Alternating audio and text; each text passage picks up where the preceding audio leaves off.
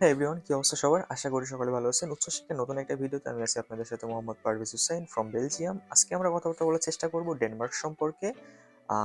আমি ৫ থেকে ৬টা স্টেপ সাজাইছি। আইএলটিএস থেকে শুরু করে একদম পিআর পাওয়া পর্যন্ত স্টেপ বাই স্টেপ আপনার প্রসেসগুলা কি, রিকোয়ারমেন্টগুলা কি, আমি কথা বলার চেষ্টা করব আজকে। শুরুতে আসি আপনার ল্যাঙ্গুয়েজ রিকোয়ারমেন্ট। আপনার যদি আমি আইএলটিএস এর দিকে আসি, এখানে ২টা আপনার ল্যাঙ্গুয়েজ টেস্ট অ্যাকসেপ্ট করে। একটা হচ্ছে আইএলটিএস আর একটা হচ্ছে টোফেল। যদি আইএলটিএস এর কথায় আসি, আপনার 6.5 হচ্ছে আপনার মিনিমাম ফর ব্যাচেলর অ্যান্ড 6.5 থেকে 7 আপনার minimum for masters, no than less than 6। এটা হচ্ছে আপনার পাবলিক ইউনিভার্সিটিগুলোর জন্য, অ্যান্ড প্রাইভেট ইউনিভার্সিটিগুলো কিন্তু আপনার 6 দিয়েও অ্যাকসেপ্ট করে। লাইক নেলস ব্রোক সহ আরেকটা ইউনিভার্সিটি আছে, এই দুইটা কিন্তু আপনার পাবলিক প্রাইভেট ইউনিভার্সিটি। এরা আপনার 6 নো দ্যান লেস দেন 5.5 আইএলটিএসেও কিন্তু এরা অ্যাকসেপ্ট করবে আপনাকে। অ্যান্ড দেন টোফেলের কথা আসলে পরে আপনার ৮০ থেকে ৯৪ আপনার স্কোর আপনার ব্যাচেলরের জন্য, অ্যান্ড মাস্টার্সের জন্য ৯৪ থেকে ১০১। সো এটা আপনার গেল ল্যাঙ্গুয়েজ রিকোয়ারমেন্ট। এখন আসি আপনার টিউশন ফিস। এখানে আমি দুটা ভাগ করে ফেলবো। একটা হচ্ছে আপনার পাবলিক ইউনিভার্সিটি, একটা হচ্ছে আপনার প্রাইভেট ইউনিভার্সিটি। আগে বলছি যে পাবলিকে কিন্তু আপনার আইএলটিএস রিকোয়ারমেন্ট একটু বেশি, কিন্তু এখানে টিউশন ফিটা একটু কম। Like average tuition fee for public university like ৪ থেকে ৮,০০০ ইউরো, এটা আপনার অ্যাভারেজ ফর ব্যাচেলর অ্যান্ড মাস্টার্সের জন্য লাইক ৮, ১০, ১২, ১৪ পর্যন্ত কিন্তু আছে। অ্যান্ড যদি প্রাইভেটের কথা বলি, আপনার ব্যাচেলরের জন্য অ্যাভারেজ টিউশন ফি হচ্ছে ৯ থেকে ১২,০০০ ইউরো। এখানে কিন্তু আপনার টিউশন ফিটা অনেক ইনক্রিজ করছে। আর মাস্টার্সের জন্য কিন্তু প্রাইভেট ইউনিভার্সিটিগুলোতে ১২,০০০, ১৪,০০০, ১৬,০০০ করেও আছে।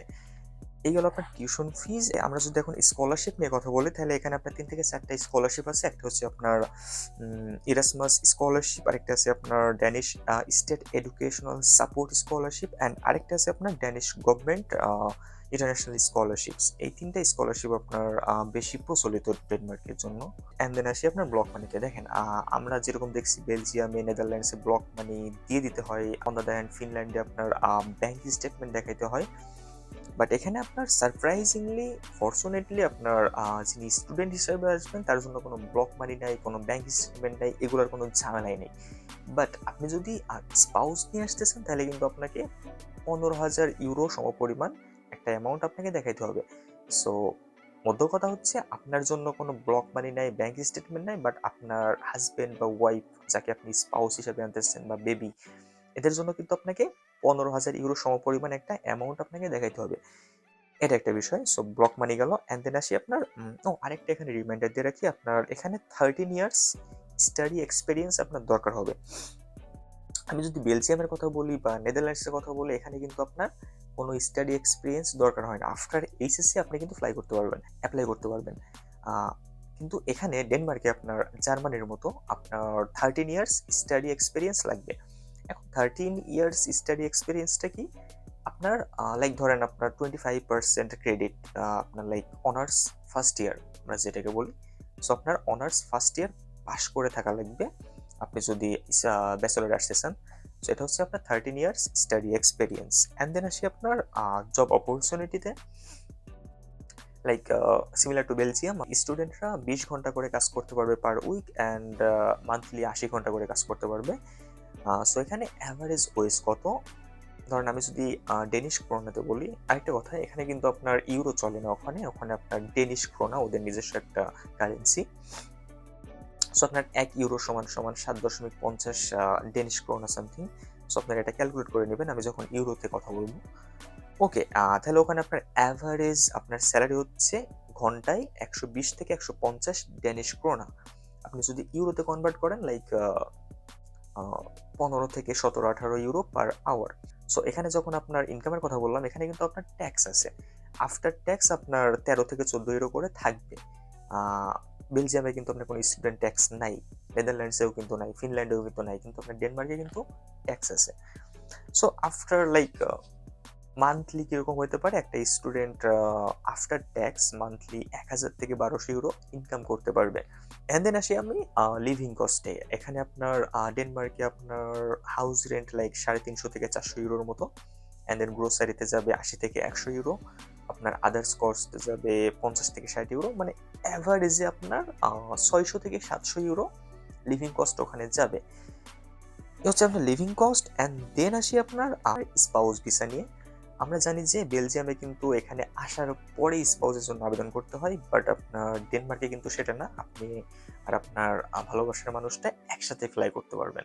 সো এই সুবিধাটা এখানে আছে। অ্যানাদার একটা সুবিধা আছে কি, আপনার স্পাউস কিন্তু এখানে ফুল টাইম কাজ করতে পারবে, আনলিমিটেড কাজ করতে পারবে। আপনি যেমন ঘন্টা কি বলে উইকে আপনার 20 ঘন্টা বেশি কাজ করতে পারবেন না, কিন্তু আপনার স্পাউসের জন্য কিন্তু ওইটা না, সে এখানে ফুল টাইম কাজ করতে পারবে। এটা একটা বড় অপরচুনিটি। অ্যান্ড দেন আসি আপনার পিয়ারে। পিয়ার নিয়ে কথাবার্তা না বললে নয়, কারণ পিয়ারটাই আসলে আমাদের দিন শেষে মেন গোল হয়ে থাকে। এখন সত্য কথা বলতে গেলে, টু বি অনেস্ট, আপনার পিয়ার পাইতে আপনার এখানে লিগালি 8 বছর থাকা লাগে, যেখানে আপনার বেলজিয়ামে 5 বছর থাকতে হয়, নেদারল্যান্ডসে আপনার 5 বছর, লাইক 5 বছর আর কি স্ট্যান্ডার্ড, আপনার ফিনল্যান্ডে 4 বছর। বাট আপনার ডেনমার্কে আপনার 8 বছর থাকতে হবে, উইথ আপনাকে একটা টেস্ট দেওয়া লাগবে, ল্যাঙ্গুয়েজ একটা টেস্ট দেওয়া লাগবে, তারপরে কিন্তু আপনারা পিয়ার পাবেন। সো আরেকটা বিষয় আছে, আপনার স্টাডির পর আফটার স্টাডি আপনাকে কিন্তু 3 বছরের জব সার্চিং ভিসা দিবে। অন দ্য আদার হ্যান্ড বেলজিয়ামে কিন্তু 1 বছর দেয়, আপনার নেদারল্যান্ডসে 1 বছর দেয়, বাট ডেনমার্কে কিন্তু আপনার 3 বছরের জব সার্চিং ভিসা দিবে। এটা কিন্তু ভালো একটা বিষয়।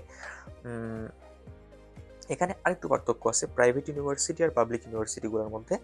আপনি যদি প্রাইভেট ইউনিভার্সিটিতে পড়েন তাহলে কিন্তু আপনাকে 6 মাসের জব সার্চিং ভিসা দিবে, আর আপনি যদি পাবলিক ইউনিভার্সিটিতে পড়েন আপনাকে কিন্তু 3 বছরের জব সার্চিং ভিসা দিবে। এখানে কিন্তু একটা ডিসক্রিমিনেশন আছে, আমি জানি না কেন করছে, বাট এটা ইয়া ইটস এক্সিস্ট দেয়ার।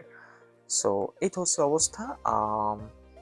আমি আসলে মনে হয় খুব একটা সাজায় গোছায় বলতে পারি নাই, বাট ট্রাই করছি যতটুকু আমি জানি। এই তো অবস্থা। সো দোয়া করবেন আমার জন্য। দেখা হবে পরে কোনো একটা ভিডিওতে। ততক্ষণ পর্যন্ত ভালো থাকেন। আল্লাহ হাফিজ।